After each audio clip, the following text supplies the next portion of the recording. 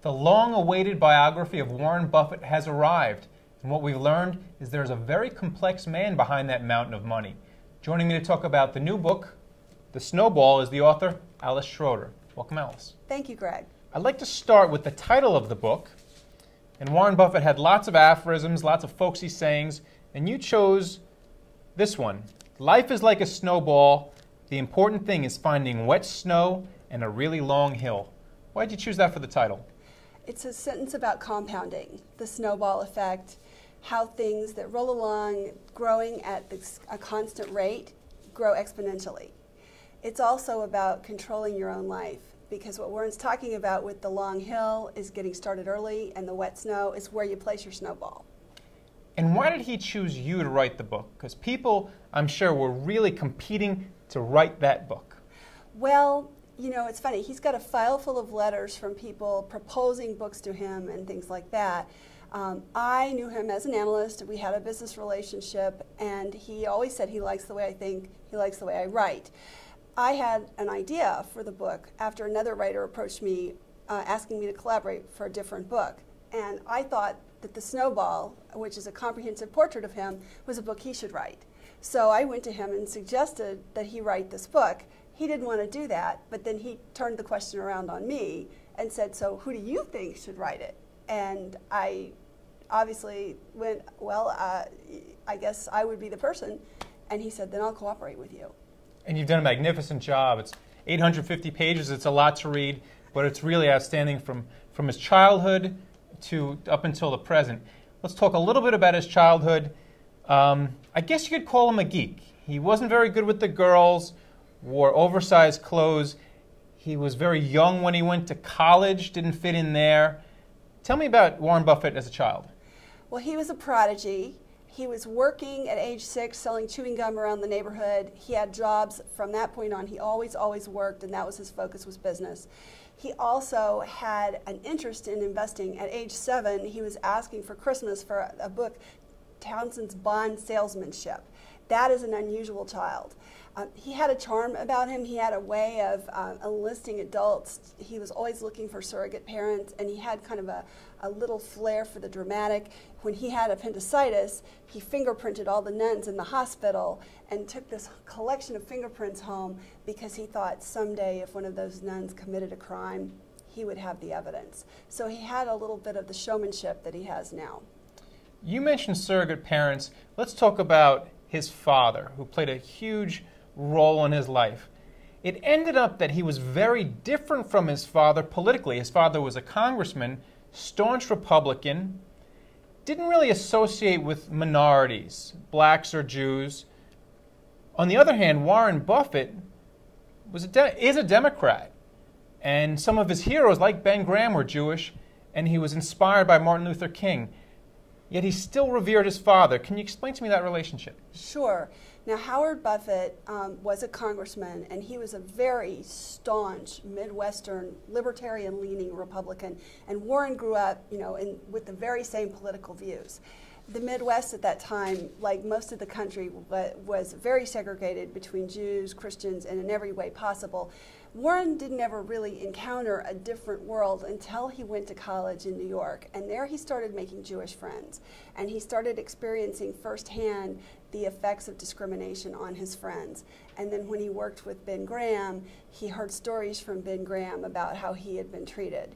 Then, in the 1960s, when he married Susan Thompson, they became very involved in the civil rights movement, and Warren became a convert to a much more liberal point of view because of the civil rights movement. It is something that is a contrast to the way that he grew up. Let's talk about his marriage to Susie, or Big Susie as she's referred to in the book. It's a non-traditional marriage. Why don't you explain what's going on there? Yes. So before her death in 2004, there was a period of nearly 30 years when he and Susie lived apart. She left in 1977 and moved to San Francisco. Warren had been so focused on work until that point that he lived an almost monastic life, and Susie originally had spent her life just devoted to taking care of him, but then she wanted more. After she left, Warren who is helpless, literally almost helpless to take care of himself. It's a helpless billionaire. He is a helpless billionaire. This is a man who cannot turn on the oven. Susie found a friend, Astrid Minks, and said, please try to help him out, at least make him some home-cooked meals. Astrid arrived on the doorstep and found Warren in this state, and then they became friends, and then more than friends, and she ended up moving in. Warren was so helpless that the first Thanksgiving that Astrid lived with him, Astrid went to visit her sister. Warren called her in a panic. I'm trying to cook a TV dinner. How do you turn on the oven? So that was the situation. And the three of them accepted it. It was agreeable to all of them. Susie and Astrid split the role of the wife, basically. And then when Susie passed away just a few years ago, Warren Buffett ended up marrying Astrid. That's right. Let's talk, after 2 years. 2 years. After 2 years. After 2 years and a lifetime. Yeah. Let's talk a bit about the kids.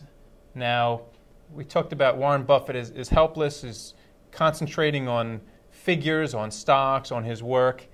And it seemed to me reading the book is that the kids were often fearful about approaching him, especially when it came to approaching him with something about money, when they needed a loan. It was almost like he was a Don Corleone, where if they were afraid to ask their father for a favor. And, you know, this was a little bit off-putting for me. Why don't you explain his relationship with his kids? Well, Warren was almost businesslike about money, even with his children. You know, if they'd ask him for money, he might say, go to the bank, get a loan. And he also had a very systematic way of dealing with them, so he treated them as if they were very much the same and not as individuals. So his daughter and his sons might have very different needs, but he would say, if I do it for you, I'd have to do it for them, and didn't make those distinctions. When he was younger, he found it very difficult to give money to his family. And as one of them said, you know, if he took you to the movies, you couldn't count on him buying the popcorn. So they grew up. That's a little bit sad, don't you think? Yes, it is sad. They didn't grow up spoiled, and that was the better part of it, because as a rich family, they were very concerned that their children not get a feeling of entitlement. They certainly didn't. Well, he always talks about the ovarian lottery. Just because you're born rich doesn't mean you deserve it. That said, lately, towards the late stages of his life, it seems like he's loosened up on the purse strings a bit. Yes.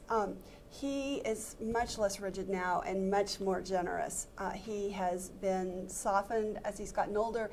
On their birthdays every 5 years, he gives the kids $1 million. He's planning to leave them money in his will, and he, of course, gave them $1 billion worth of stock in a foundation. Do you think it would have helped more if he did it earlier on? You know, kids are all grown now. Yeah, the kids are all grown now. They're all successful in their own right. I think that, you know, all of the Buffetts have had issues with money, and I think that a more a relationship that was less businesslike and a little more tender-hearted might have been helpful, yeah. We talked about Buffett and his father. Let's talk about the surrogate father, Ben Graham, and talk a little bit about his investing style. Can you explain to me the theory about cigar butts? Yes. So a cigar butt is a company that is not a very good quality company. It's like a piece of nasty cigar that you find on the ground, and it's got one puff left in it, but you can pick it up for free. And so you can suck that last puff out and not really pay for it. So the cigar butt is a stock that nobody wants, essentially. It's lying there, it's cheap, and it might be cheap because it's a bad company, a company of problems, but you can squeeze a little bit of value out of it because it's so cheap. And he was fascinated with this, and he actually formed groups and lectured all about Ben Graham. And, you know, how far did he take the Ben Graham philosophy? When Warren first started investing, after he encountered The Intelligent Investor, which was the first book he read by Ben Graham, it was like he found a god. And for the next 15 years, that was his investing style, and he almost never varied from it. There were two investments, Geico and American Express, that were very un-Graham-like. And they were home runs for him. They were home runs for him, but he didn't think about that in a systematic way and apply it differently. he would teach classes about it. Charlie Munger, his partner, made a joke that every conversation he had with Warren, he would turn to the subject of Ben Graham and somehow introduce Ben Graham into the conversation. Can we talk about a different Graham? Let's talk about Katherine Graham, owner of the Washington Post, which became a company in the Berkshire portfolio. She introduced him to the elephants of society. And he wasn't all that comfortable at a Katherine Graham dinner party, a famous Katherine Graham dinner party, seated in between Dolly Parton and Princess Di. He wasn't very good at the small talk. Tell me about those parties.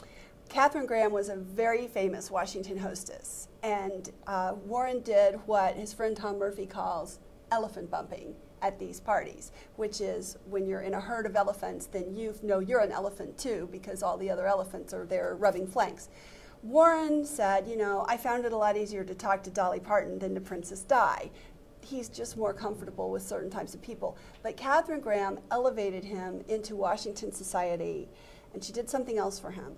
She ushered him into the world of the elite media as publisher of the Washington Post. And he understood the power of media for communication better than most people at that time. So that was a very important thing for him. And he had a lot of media concerns to his empire. Yes. Let's talk about insurance, which is really where the bulk of his empire, or Berkshire Hathaway, lay right now. Geico, the insurance company, was one of his first big buys almost as a child. And he later on in life came back and bought the whole company. Was there a bit of nostalgia involved?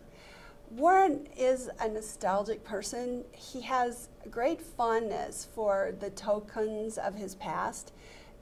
Coca-Cola, Geico, even the chewing gum with the recent deal with Wrigley's. There is a consistency to the companies that he is interested in over time, and he follows them for decades. An interesting paradox is that he will watch a company that he likes, like Geico, for decades and not invest in it until it becomes so cheap that he likes the price. So the nostalgia might tell you where he's looking, but he still won't bite unless the price is right. Let's talk about the price is right. Recently, he invested in Goldman Sachs.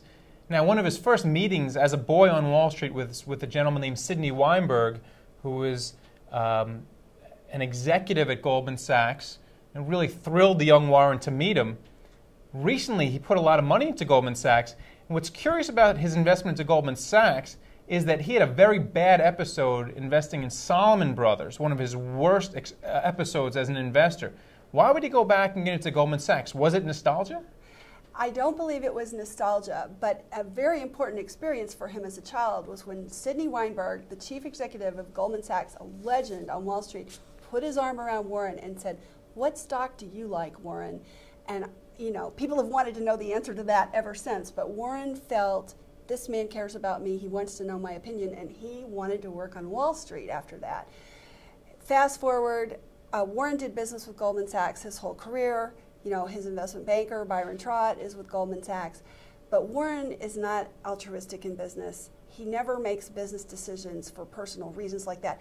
The deal with Goldman Sachs is so lucrative for Berkshire Hathaway that he couldn't have passed it up. On that note, he may be a lovable old man. People like seeing him play play softball or go to the Dairy Queen. But there's another side where a lot of people think of him as a vulture investor, where he's taking advantage of companies when their backs are against the wall. You know, is he just being a smart investor, or is he a vulture? Does he get any joy in twisting to people, in people who are struggling and taking advantage of them? You know, I've never seen him take joy in it, but he always wants the maximum that he can get for his dollar. And he doesn't really try to, I mean, if the other person on the other side is getting squeezed, he's not trying to help them not get squeezed. He's very rational. To go back to The Godfather, it's just business. It's just business. His emotions are not coming into play there.